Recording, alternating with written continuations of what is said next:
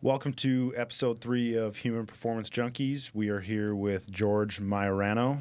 He is the Chief Science Director and co-owner of American Medical Wellness. Welcome to the podcast. Thank you. Appreciate you having me. Yeah, of course.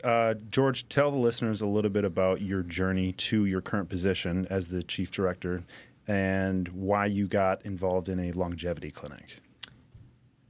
Yeah, so I'm going to try to make this short and sweet, but I'm going to tell you a little bit about myself from the beginning. I never really wanted to be in medicine. I had the opportunity when I was real young. My uncle was a pharmacist, and I swore I wasn't going to count pills for the rest of my life. Lo and behold, I became a systems engineer. I wrote software, but my first job was at the National Board of Medical Examiners in Philadelphia. And we wrote the electronic version of the Step 1, Step 2, and Step 3, USMLE. Well, Step 3 is not available anymore, but the electronic version, no more Scantrons, right? Mm-hmm. So obviously at that point I started recognizing that medicine was pulling me back in. Continued to write some software for pharmacies, pharmaceutical, devices, things of that nature. But ultimately went back to school and then finally graduated with, ASU with Medicinal Biochemistry. Okay. So yeah, again, it was a long haul. However, the ultimate portion of that question is, how did you get involved in a longevity clinic? Yeah, because I feel like with a background like that, I would expect you to go work for Johnson & Johnson or, one of those pharmaceutical companies who's going to be developing another drug. So how did you end up focusing more on the longevity side with, hormone replacement therapy, peptides? Right.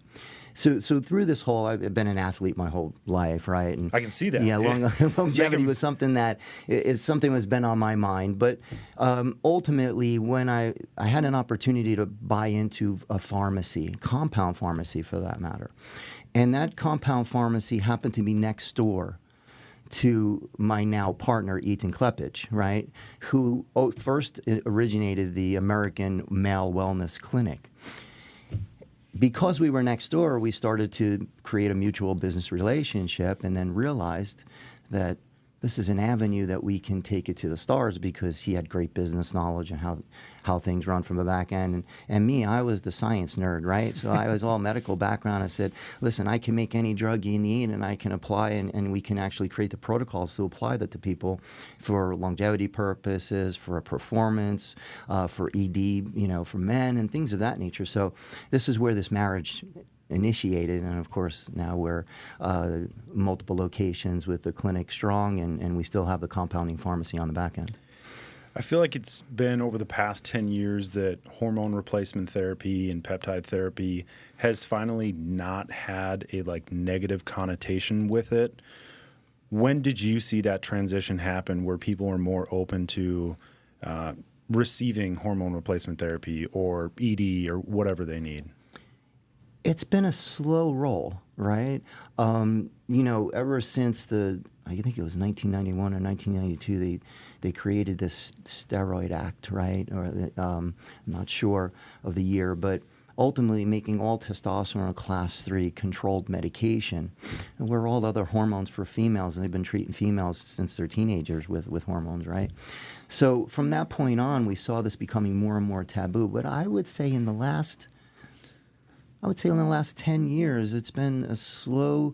We've been getting the knowledge. We've been conveying the appropriate message to people to understand that this is real medicine too. And men go through andropause the same way women go through menopause. So,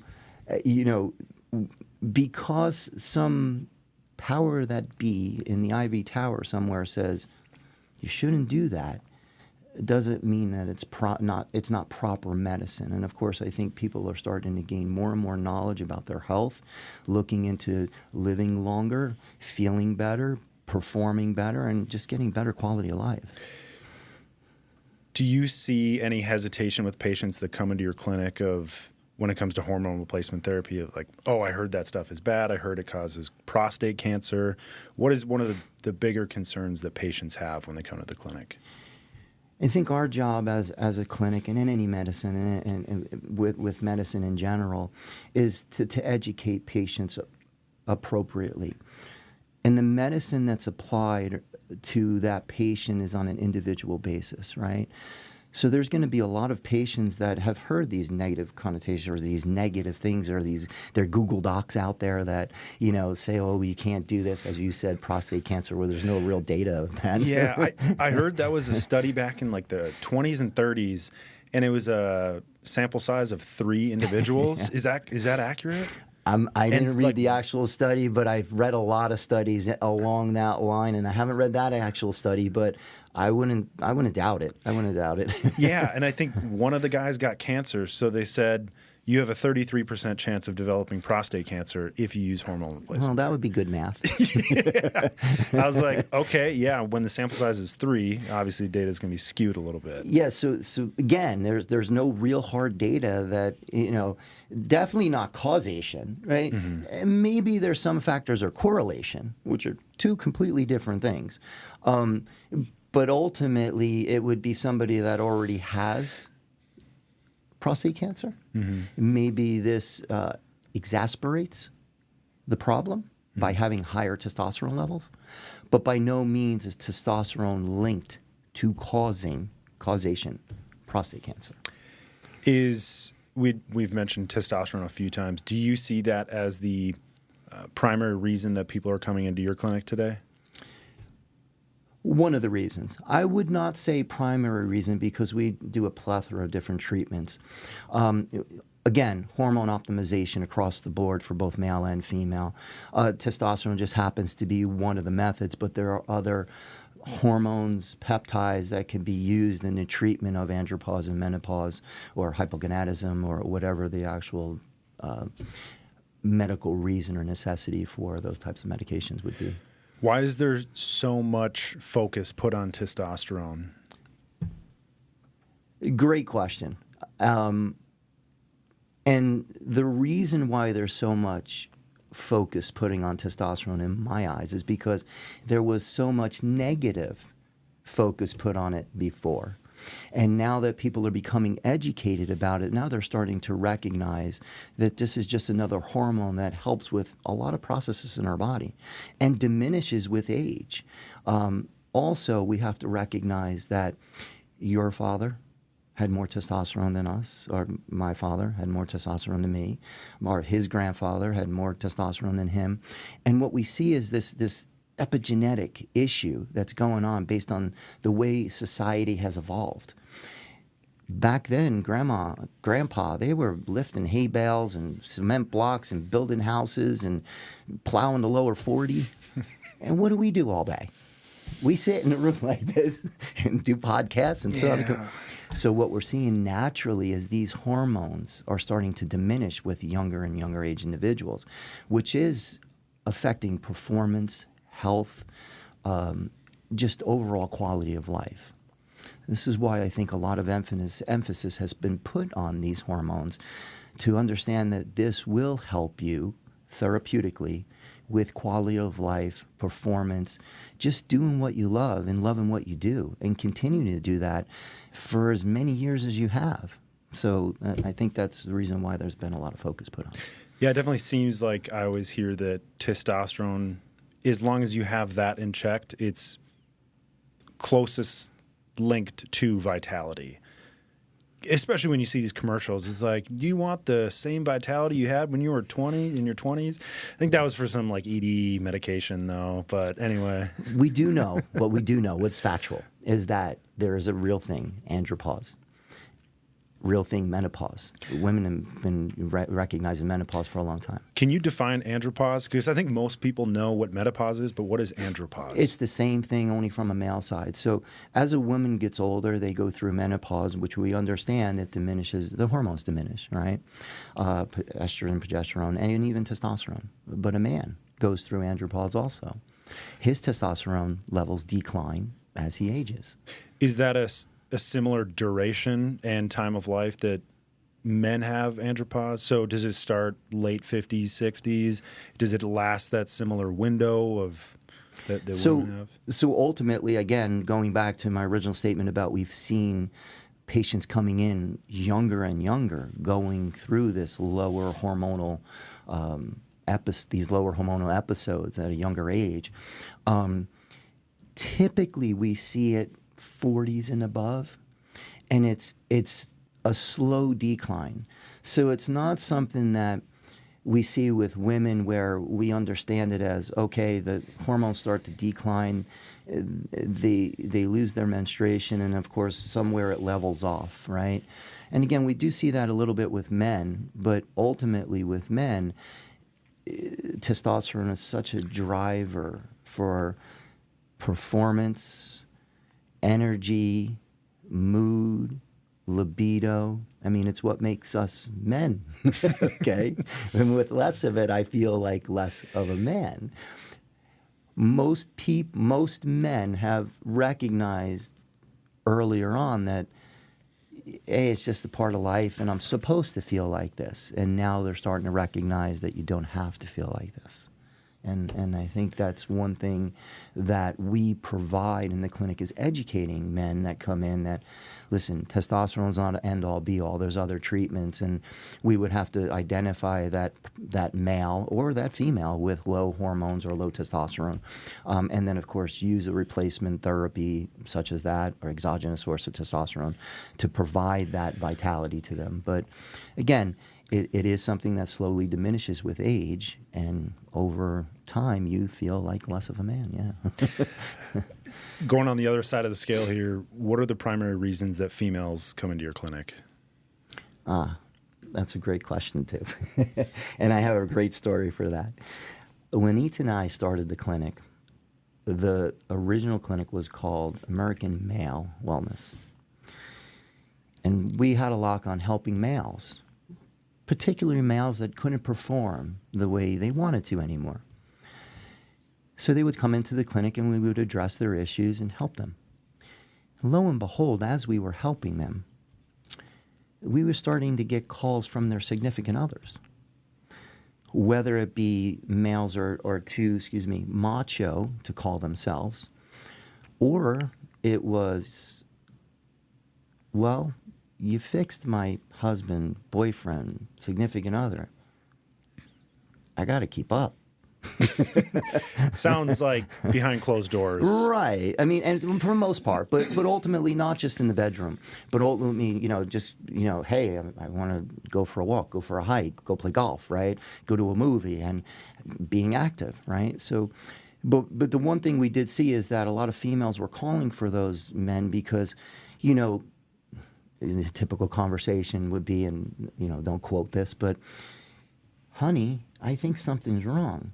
And the man saying, no, honey, there's nothing wrong. She goes, oh no, honey, there's something wrong and we're going to fix this, right? And that's how we started to see more females. And ultimately how we changed and evolved into American medical wellness to be able to provide treatments for both men and women. And that's, I guess, ultimately a long, round-winded answer to your question. No, that makes sense. Is the women had recognized, like, hey, you're feeling a lot better. What did you do? Because I want to have that same level of energy, the same libido, right, and a number of other downstream effects. Like when those are elevated, you're happier. You feel a lot better. So when you do prescribe, let's say, a particular pharmaceutical solution or a supplement, we had talked offline a little bit about those different standards.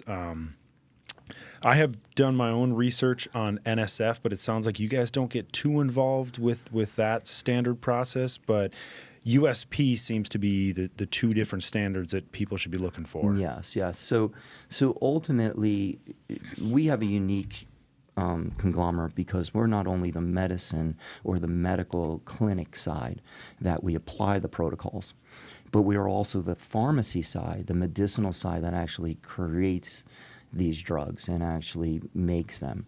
And these standards that you mentioned are USP, and based on USP, there's multiple different compounding standards. One is 795, which is for non-sterile products such as capsules, creams, troches, lollipops, so on and so forth.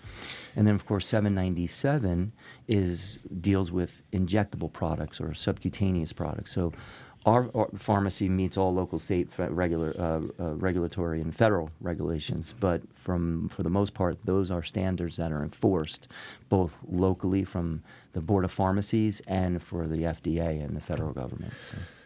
Is the NSF, so the National Sanitation Foundation, I've found them as the gatekeepers of what they deem as a high quality product in terms of supplements. And I've searched high and low in terms of what their standard is. Let's say you need to be within 10% error of claimed dosage. However, they don't publicly publicize all this. So I couldn't figure out exactly what their standard was. And then it was a .gov. So if you go to National Sanitation Foundation, it's a .gov entity, but it seems like a for-profit. And basically my question is who's the gatekeeper for supplements? Who is going to give their stamp of approval so that the consumer knows they have an authentic supplement? The FDA. Okay. In this country. Is there any sort of website that people can go to and look up supplement brands or... That's something that maybe we should create. There are standards out there from a federal government standpoint with the FDA, and they do use current good manufacturing practices. Yes. And that is something that they certify these plants, labs, with allowing them to be certified to do these types of processes. Now, as for supplements, they're not truly regulated unless they're, and there's a bunch of rules, but part of a food product, so on and so forth, not a part of any drug product, and the list goes on and on. But the best, I think, information that you can find out there would be with the FDA. Since the supplement, or the OTC, we call it, over-the-counter market, is not as regulated as we would like to believe. I feel like we're in the Wild West right now in terms of digestible supplements. Yes, that is very true. And actually out there you can see a lot of these companies being reprimanded for some things that they do that's not quite up to par. Yeah, I think there was some third-party testing done on a unnamed Walmart brand, and they were nowhere near acceptable limits. And from what I've heard, that's why people get a different reaction to melatonin, is because it is unregulated. Right. And you might be taking 10 milligrams, but this dose has 15 and this one has 3. And you're like, what is going on? Do you take melatonin? I do not on a regular basis. Okay. But it's great as an antioxidant, and I look at it as more for using it to reset my circadian rhythm at times, but not as an often supplement. I do have a sleep protocol that we put together that, we use glycine, GABA, melatonin all together with 5-HTP. So, I mean, there's a few things that we put together that would help with relaxation. And melatonin is not something that helps you go to sleep. It helps you continue to sleep. So just a little bit different. Interesting. I've always had the opposite reaction to melatonin, where it'll put me to sleep, but I'll wake up 45 minutes later and be like, ready to go. Okay. It's weird. I think maybe I just react weird to that. Well, from what I understand, you were in the military, so aren't you guys, you can sleep anywhere, right? Yeah, but I think I was like that before. I could just fall asleep, pretty much anywhere. You had mentioned some testing that you guys do in order to put individuals on, whether it be a supplement or pharmaceutical intervention. What testing do you guys do to gauge certain markers to know if somebody even needs supplemental intervention? So as you know, we call it practicing for a reason in medicine. And I mean that tongue-in-cheek. But we do a lot of different diagnostics, mostly blood markers. And we do a standard panel of blood markers that's checking, just a comprehensive CBC, just your regular blood markers, your hormone panel, for men, PSA, which is prostate-related, liver, kidneys, cardiovascular function. And then based on that standard diagnostic. We can go chasing zebras down the line if we start to see some deleterious values in there, depending upon the individual's medical history, what they're coming to us for, and how we can appropriately treat that, based on symptoms. So you guys also do IV treatment as well, I saw.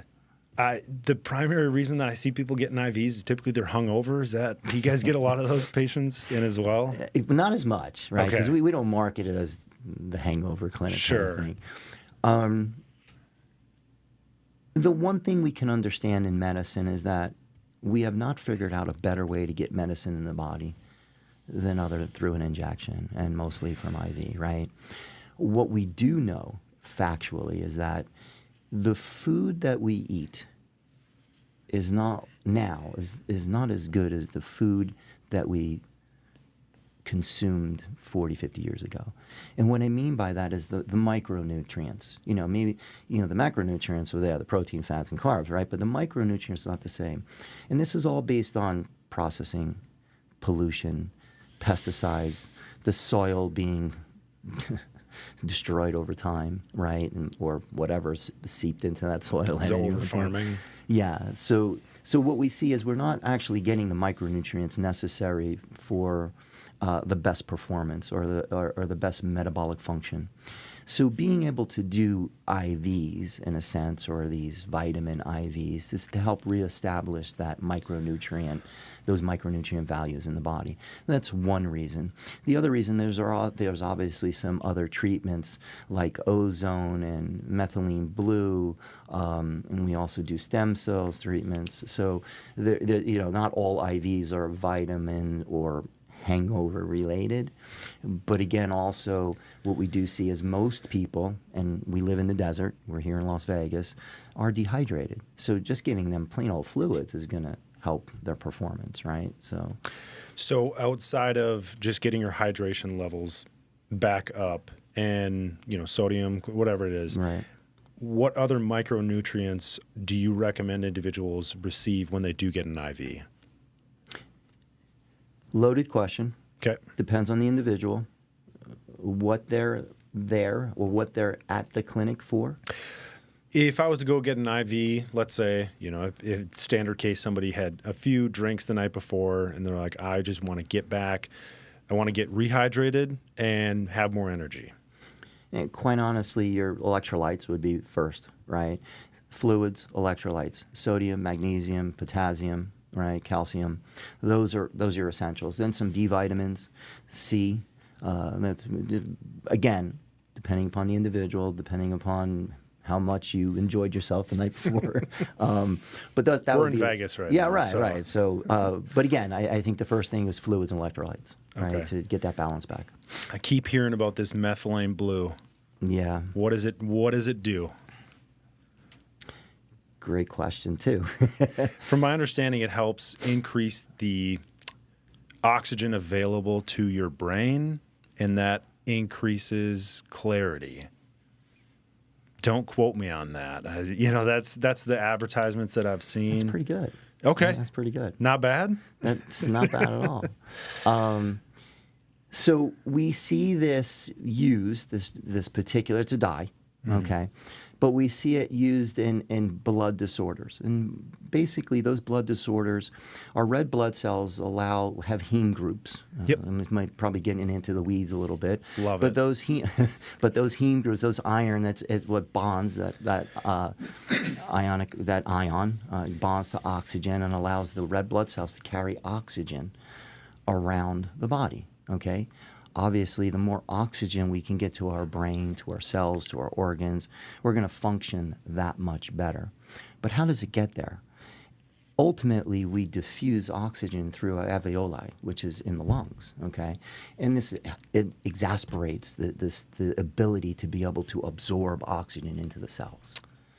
Okay. Not only in our brain, but in our body, right? Overall. So maybe that is the best way, without getting too far into the weeds, Yeah. To understand it. So I've tried methylene blue before. It comes in the troche form. Mm-hmm. And the worst part about it is the advisable route to take it is in your mouth and just let it dissolve in your mouth. And if anybody has tried it before, the whole inside of your mouth is just a dark blue, and it's not going away for a couple hours. So how important is it to let it dissolve in your mouth versus just swallowing the thing whole? From a sublingual standpoint, or transmucosal, or we would see maybe a 5 to 10% increase in absorbability through that route, faster route. Ultimately, though, even though you're putting it under your tongue or in between your cheek and gum, you're still going to swallow it. Okay. So I don't have to have a blue mouth. I'm going to forego. We can make you a capsule, 10%. And maybe we're going to get maybe 70% of the efficacy that we did see, right? So that is such a relief because, yeah, my mouth looked repulsive when I tried that. It's like you're drinking Kool-Aid all day, right? Yeah. Slurpees. I do want to get back to the longevity question. I found a really interesting website. Greg, can you pull up that website where they had talked about the cost per capita GDP versus life expectancy in the United States. And starting off in 1970 here, and then just slide it, you can see countries that increase their cost per person. And I think this is annualized, the amount spent. Look at U.S. Just year over year, we are leaps and bounds ahead of every other country. And yet our life expectancy is still beaten out by Italy, Portugal, UK is right there with us. Communist Canadians are up there, Norwegian. One thing I found really interesting about this, Switzerland was the only country that spent less money over those, 50-year time period, and yet their life expectancy increased.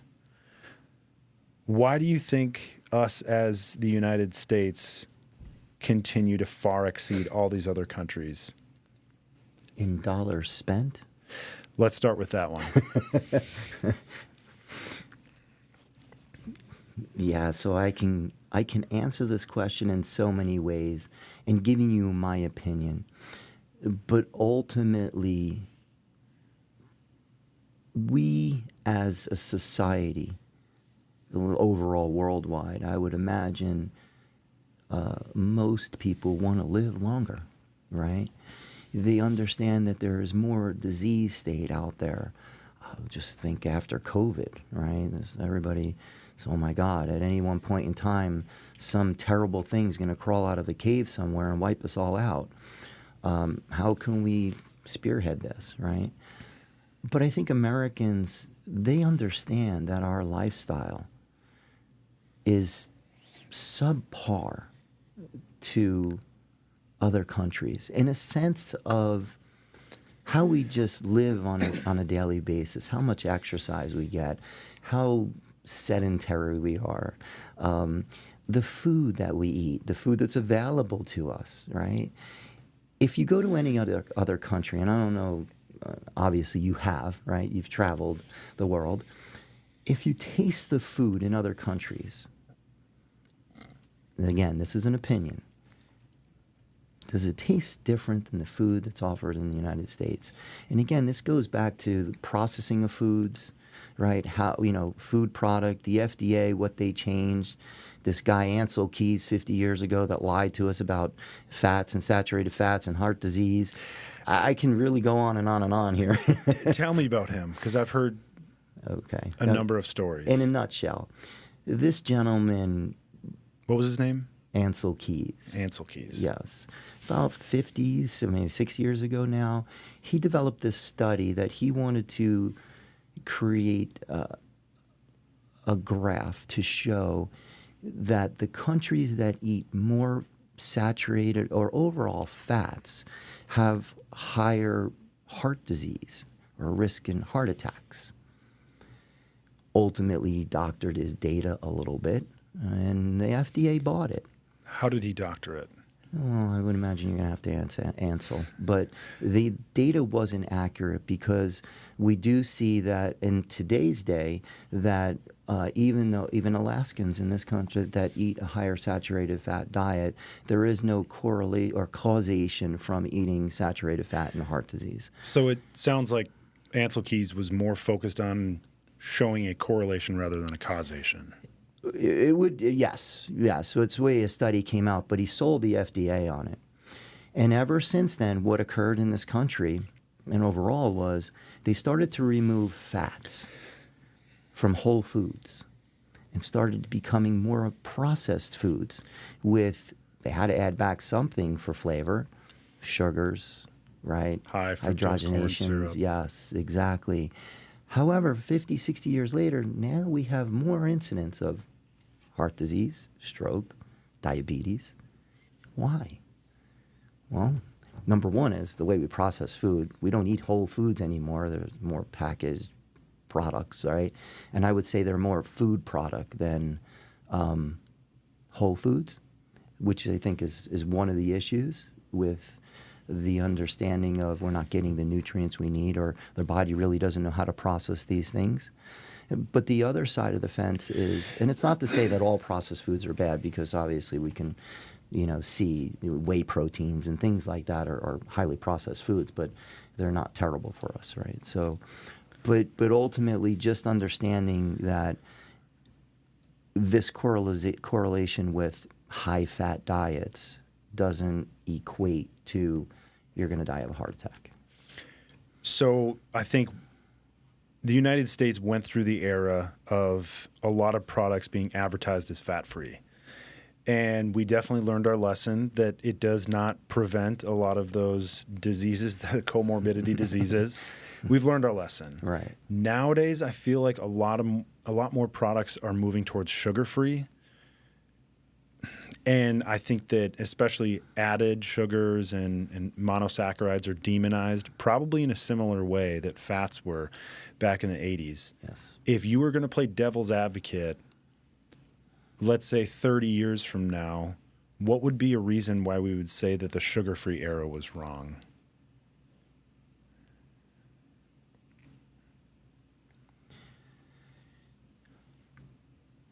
Well, we do have a higher incidence of diabetes. But diabetes, and I'm going to go off on a tangent a little bit here, but diabetes is not caused by sugar alone. Diabetes is caused by sugar along with fat. If we think of all the highly palatable foods that we eat, cakes, cookies, pizza, right? It's not sugar alone, but it's the high saturated fats that come along with it. And ultimately what we do know is that the body requires sugar, first of all. The brain requires a 30% sugar just to process and function. But we also know that the sugar is going to be the primary source of fuel that the body likes. So ultimately, and fat is fat, so it doesn't need to be converted, right? It can easily be stored. So if the body's going to pull the sugar first for energy, what happens to the fat? I'm assuming it's going to be stored. Right. But now we don't need all this energy, so now the body's dumping out insulin and ultimately continues to dump out insulin, but now it's too much for it to fill up the glycogen stores, so it overflows and it just sits around in the bloodstream causing diabetes. So the ultimate reason I believe that you're saying that sugar-free and all this and that the calories are demonized coming from sugar is it's just the overindulgence of calories in general. Okay. Because it's deficient in micronutrients, so your body is still craving, I guess, a nourished state? Yes. So let's understand that too. So let's step back a second.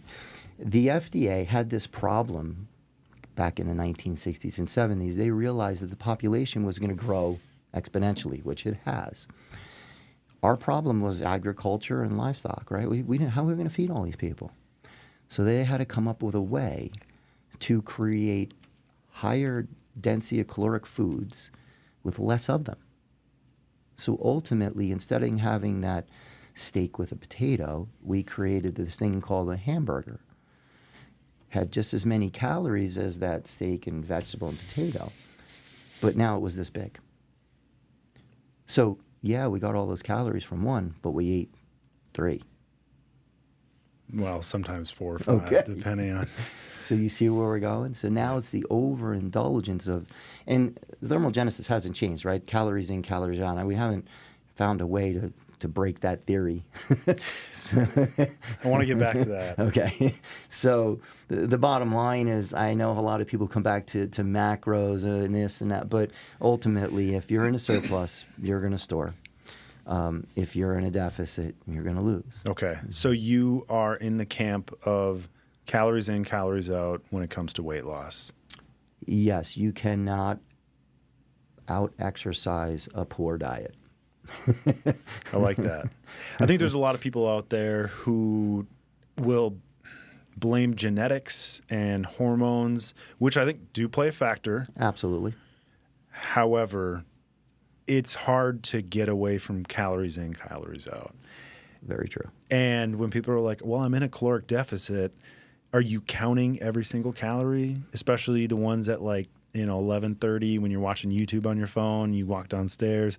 Not speaking from experience, but yeah, you need to count those as well. So you mentioned a few things there, and it's funny because that is the truth, right? I don't eat that much. I only have 1 meal a day. Really? So you do intermittent fasting? No, I'm just saying. Oh, this is what people come in to tell me all the time. Oh, I don't eat that much. I only have 1 meal a day. And then when we start sitting down and understanding what there's actually, everything that you put in your mouth, whether it be fluid, or whether, unless it was water, or food, right? So that handful of granola or trail mix that you just ate, right? That doesn't count because it's not a meal. Yet it's got 400 calories. And you had 6 handfuls. You've just gone way over your caloric expenditure for the day.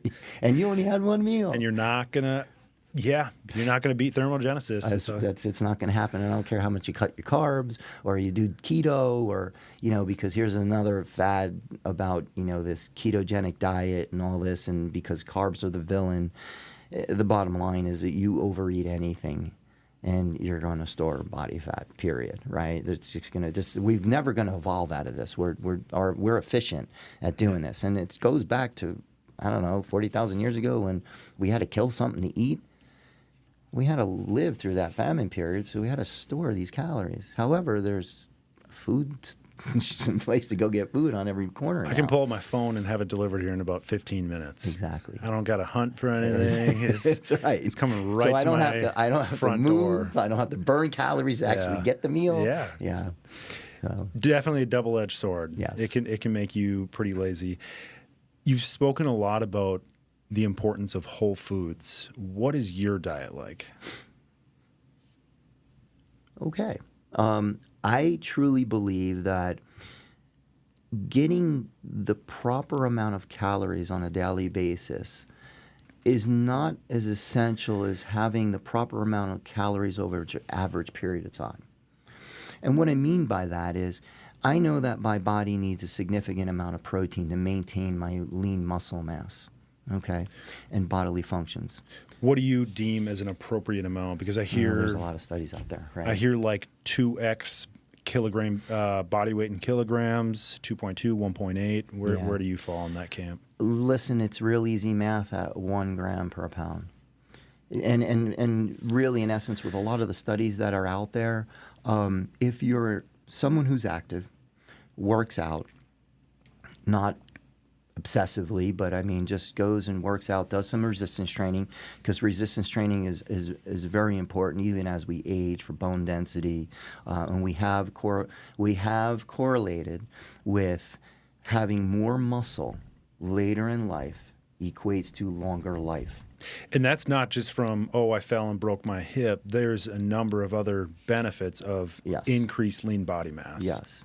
So with that said, I want to keep that muscle mass. I want to keep that mass on me. And protein is essential for that, right? It's what performs every function in the body. And the remainder of the calories they fluctuate on a day-to-day basis based on my eat and my NEAT, meaning my non-exercise thermogenesis and my exercise thermogenesis, right? So depending over an average of, let's say, 7 days, I know I need an average of this many calories. My protein levels never change, but my energy macronutrients may change, meaning the amount of carbohydrates I need or the amount of fats, right? So those are the things that I may alter on a daily basis.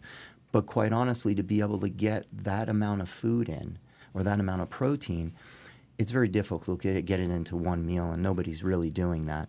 And we can go into intermittent fasting later about the benefits of that or the non-benefits of that. But I believe at least 4 meals a day. And if you can spread that protein equally over those 4 meals, you can get all the essential amino acids you need, the recovery ability that you need, maintain the muscle mass that you require, and then, of course, the amount of carbs and fats that you need can fluctuate based on either I'm sitting here or I'm walking to the store to go buy my meal, right? So you had mentioned the non-exercise, is it induced, activated thermogenesis? Yes, activated. That's just like sitting there tapping your foot or twitching.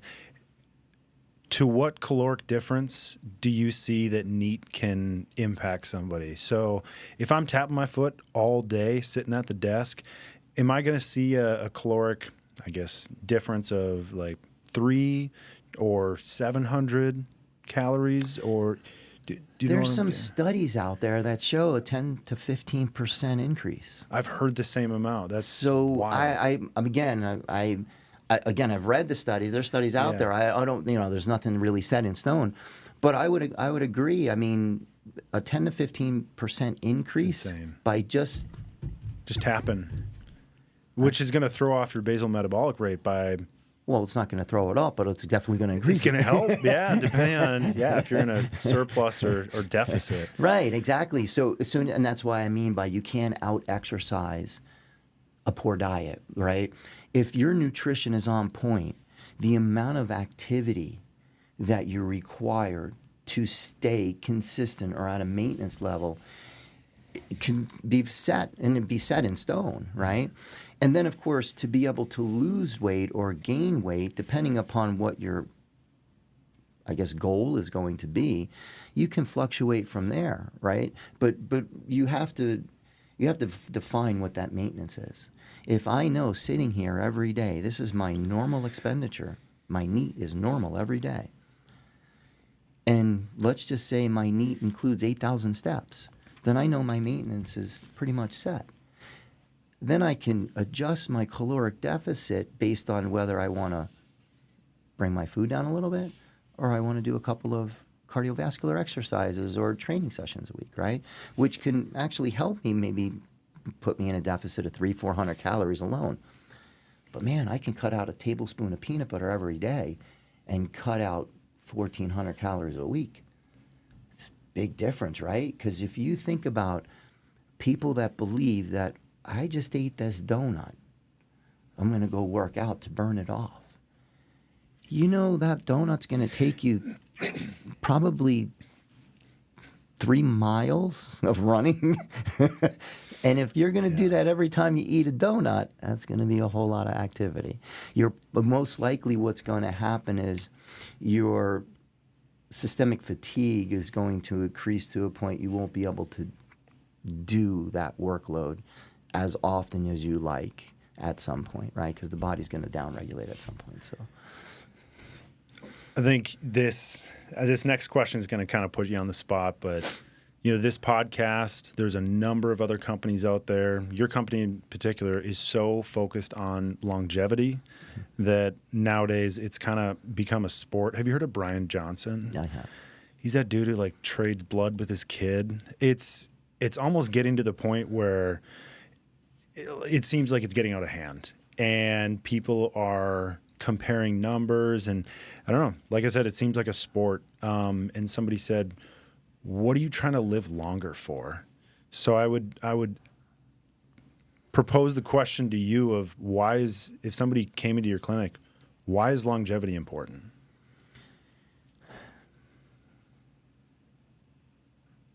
I really like to put more thought into the answer of this question. But I'm going to throw it back at you as a question. Okay? And I'm not inferring nothing. I'm not putting you on the spot. But let's just say you personally went to the doctor today, and that doctor diagnosed you with some terminal illness. And again, I'm not inferring anything. God forbid this ever happened. What would it be to you personally to be able to live that one more day or that extra 2 years? And if I knew 10 years ago, and there was a definitive, right? Mm-hmm. Okay.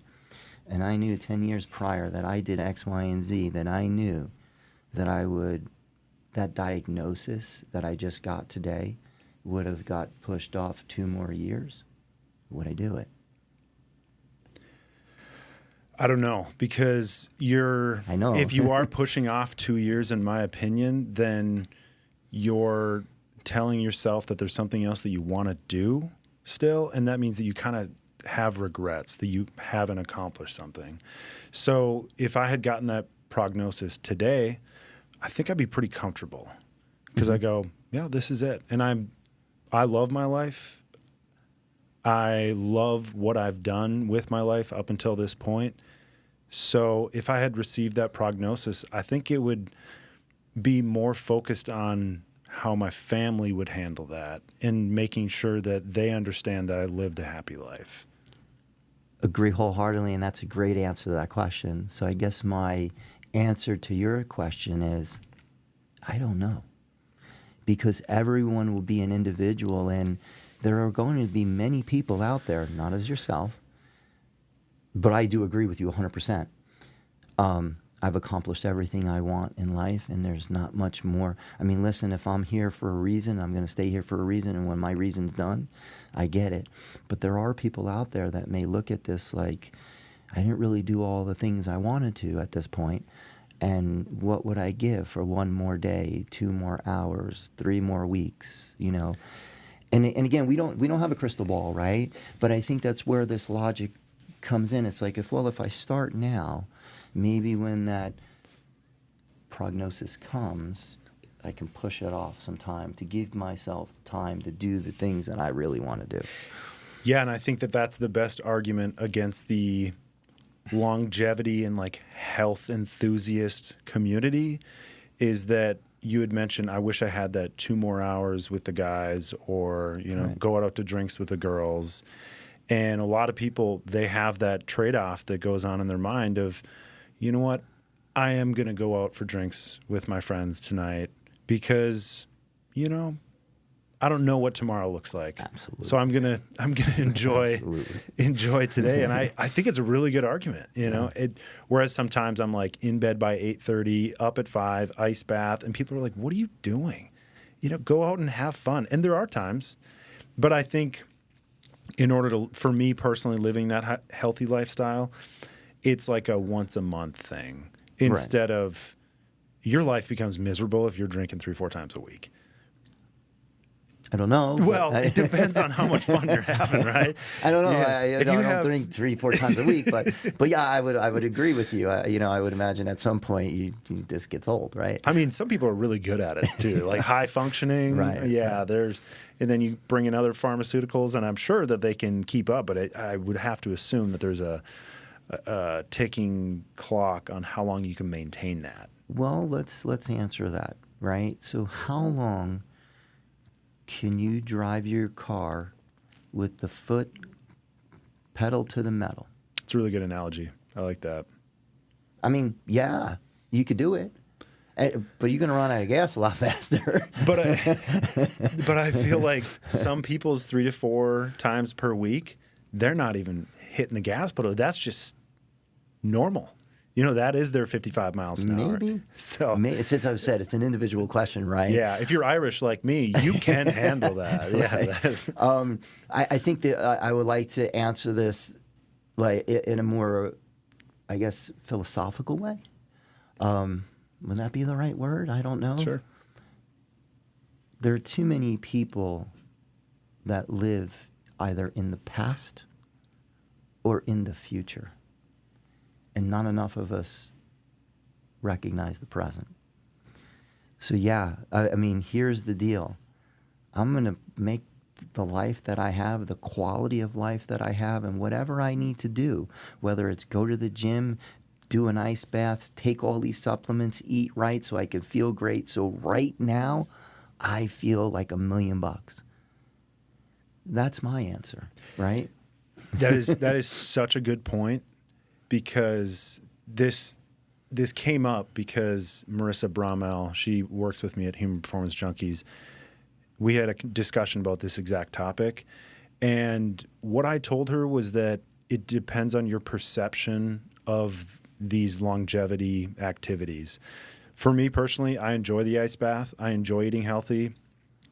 But if you're going into it with a mindset of like, I hate waking up early, I hate getting into the cold plunge, I hate the sauna, I hate working out, that's going to carry over to every other aspect of your life. But if you have this mentality of, I love my life and I love everything that I do, it makes everything exponentially better. So I really like that answer, and Right. I couldn't agree with you more. I mean, it just depends on, there was a movie, and I can't remember the movie's name, Dead Poets Society. And I know I'm dating myself. Robin Williams. Yep. Okay. And he was basically a school teacher of teaching all these boys, right? And I guess I'm going to paraphrase this or just give you the scene. But the scene was they were all in the classroom. And when he asked them a question about something, and he said, well, if you look at it one way, it may seem terrible or it may seem fantastic to an individual. But all you need to do is change your perspective to see it in a different light or a different way. And the way he did that is, I can view you all in this classroom standing on the floor, right? But if I want to look at this from a different perspective, he got up on the desk, right? And again, I'm paraphrasing all this, but the scene was to, if you really want to see things in a different light or a different way or understand them differently, change your perspective. Change how you're viewing them. Change maybe a way that I can see why you like this or what. Now, granted, it's not for me because those are things that I don't enjoy, but there are a lot of things in life that I do enjoy. They may not be the same things as you do, but ultimately I still want to be able to enjoy them. And whatever that means, maybe it's 3-4 times a week going out drinking. I enjoy it, and that's the way it is. If you're happy, do it. And that's what I mean by in the present, right? Yeah. If it's right now, enjoy it to a degree that makes you happy and then you have quality of life. Listen, I'm not telling you to go out and get blasted every day and have a great time, because, how long can you leave the foot on the gas? Yeah. But ultimately, I think that's it. Change the perspective of life. Look at it from what are the things that are going to make me feel good, both mentally, physically, spiritually. Yeah, it's a bit of live and let live. Yeah. But I also think that's why the health and wellness community, it can be overwhelming with people like pushing it on you. Yeah. But there's the other component where if you're like looking through social media, these individuals at least present to be happy. Right. And other people are like, oh, they're happy. They enjoy their life. I want to try what they're doing. And sometimes it's running or, trying a new diet. People just like, oh, and that's what sells too. If you look at these advertisements, like, do you want to be healthier? Do you want to be happier? Try this. They're marketing to people that obviously, as we just said, are not happy or regret something, right? So that's where the marketing is going. But ultimately, as you just said, let's try this. Well, listen, I don't. It's not set in stone. I can't definitively say you're going to come to me and I'm going to make you feel like Superman, and that's just the way it's going to be because I got the magic elixir. That's not it. It's your perspective of the treatments and the quality of life you want to get out of it. And this may be helpful to you. Your testosterone may be low, which is affecting your relationship, your mood, your libido, and these things are important to you. So if I can help you and if this works for you, then great, because all these other aspects in your life are going to perk up. And then ultimately, even if I did have that 1 day, 2 weeks, 2 years, it wouldn't matter because I'm enjoying it. Have you guys ever considered hiring a clinical psychologist or sociologist to have on staff to have these types of conversations with patients? We have. We have, because there is so much involved in a lot of the issues that we see from a psychological standpoint. That's not my field. I don't claim to know. I'd say you're doing pretty well. I have friends that they listen every time I speak to it. Yeah. They analyze me. Right? Yeah, like, so, really good. how you feeling today? You know. But yeah, so I've been around a little bit, and thus I really do think it's a major component of a lot of people's need to understand what it is, or why it is I want to feel better, or what it is to actually even feel better, right? Because so many people out there are depressed, angry, just have this overall cloud over them, and they don't really truly understand why.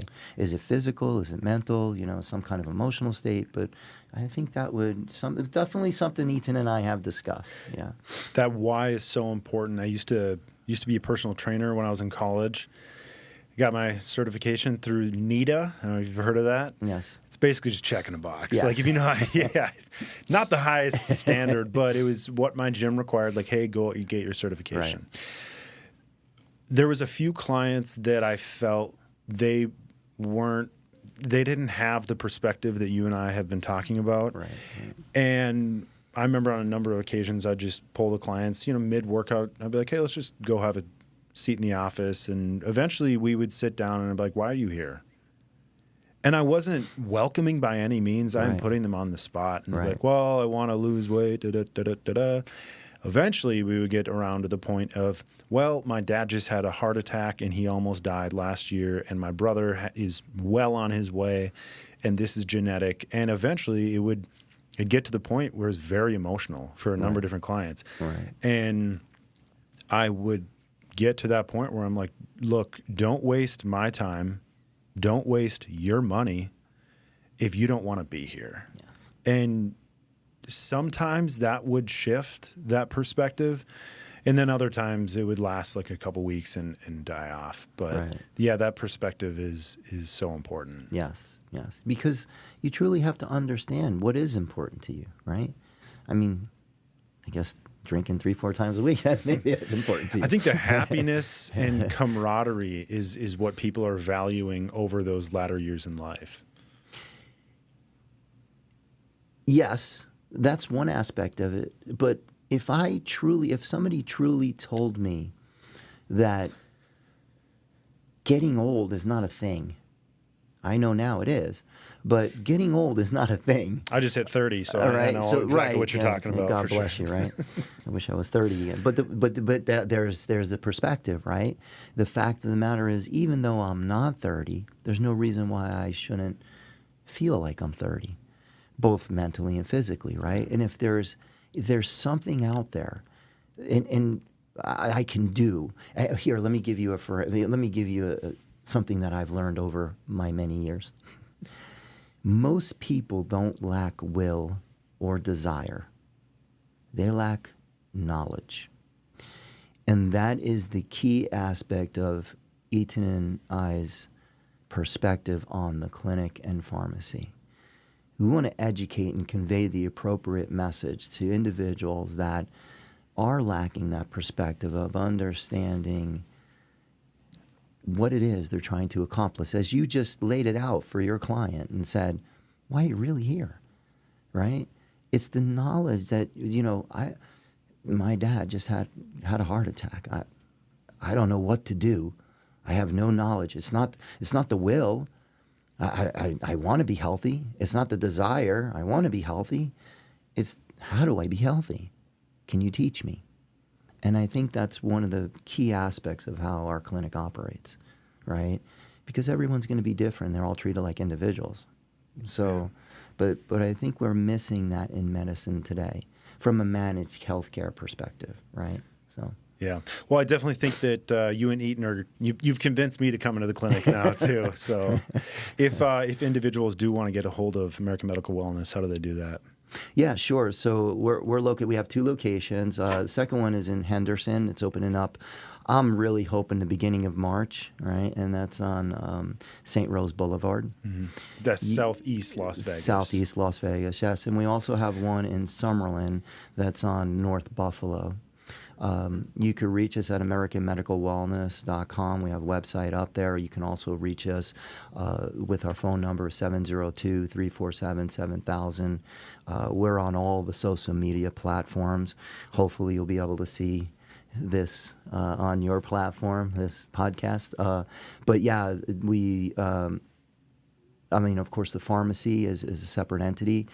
You won't need to actually go to the pharmacy because any kind of medicinal support that you be provided by the clinics, we can send to you, deliver to you. So, and then do you guys do any sort of online medical concierge service? Like if somebody lives outside of the Las Vegas area, is there any support for that? We do.